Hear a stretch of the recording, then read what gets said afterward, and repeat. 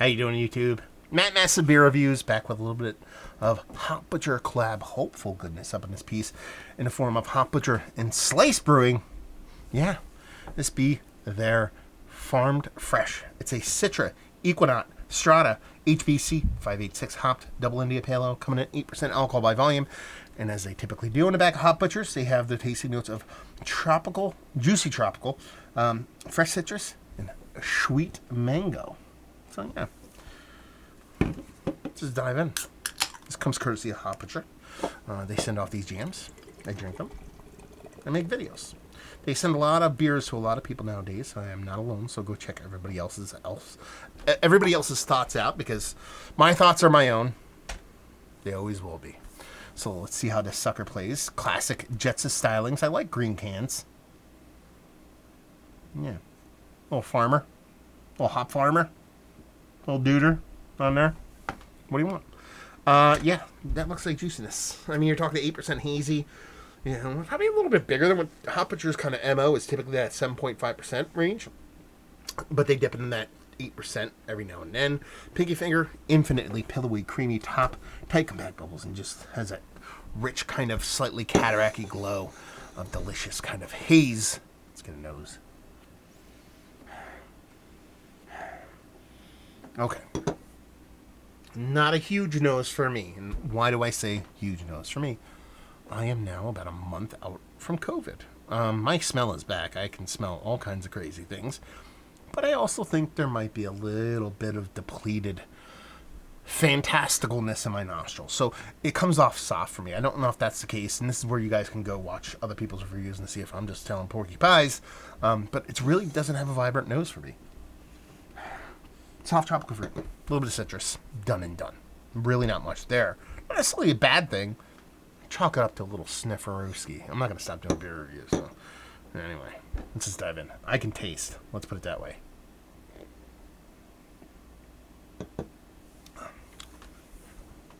Okay. If they wrote the words tropical juicy in the back, they would not be lying. Yeah. It's a sweet beer. It's not like saccharine sweet. It's not cloyingly sweet. It's not like too sweet, but it gets very close to that for me.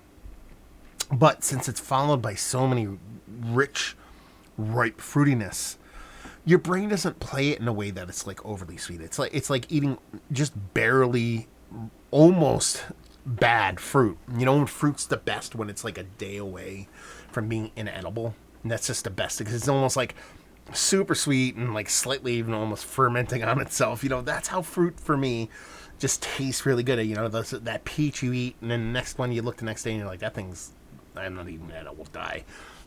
To me, that's the way fruit's the best, and that's the way this beer kind of comes off from the mango portion of the show. Like grapefruit, more grapefruit than anything else, but citrus, grapefruit, pineapple thing kind of floating around there. It is really vibrant. And like I said, sweet, but there's enough kind of generic bittering in there that add just not like a aggressive 2x4 to your face kind of bittering, but there is a kind of on the fringes of it, this bittering that just helps rein that sweetness in slightly. I mean, it's small, that bittering, but it's there.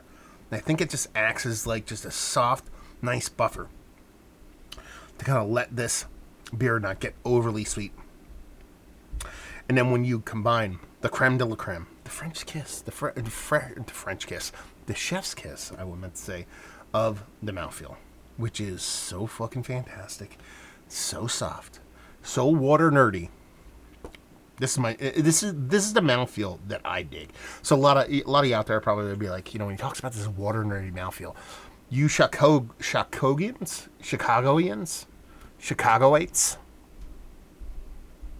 you Windy Cityers, if you ever wondered what that was, that water nerd thing I'm talking about, you have this beer. Now you know. This is the water nerdiness I talk about. This is that soft, slightly mineral-driven, water nerdy, water kind of tested water, manipulated kind of softness that I really dig on it.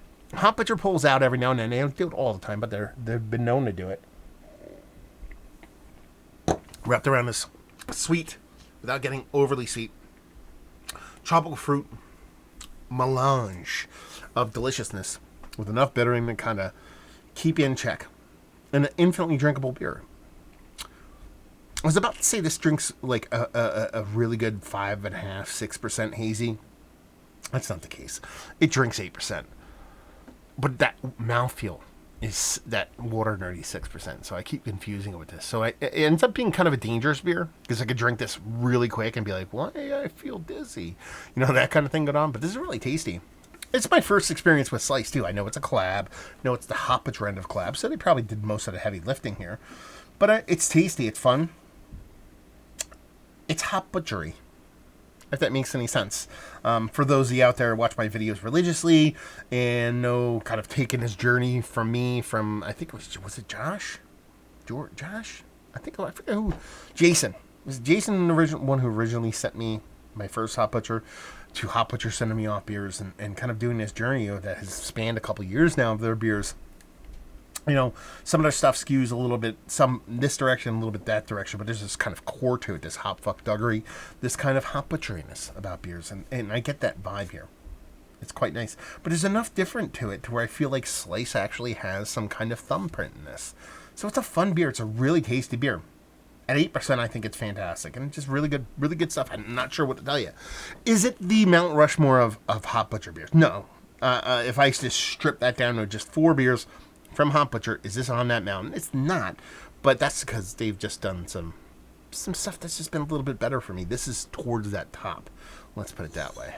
Is it Mount Rushmore of collabs that Hop Butcher has done? Now we're talking. I can't think of a hazy collab they did that I like better than this. No, I can. The arcane stuff. I mean, that's the hop distillate stuff, just, but that's also like low ABV, so it's more in my wheelhouse. But this is on that mountain. Let's put it that way. What else? Value and availability. Hop Butcher collab, 8%, $17.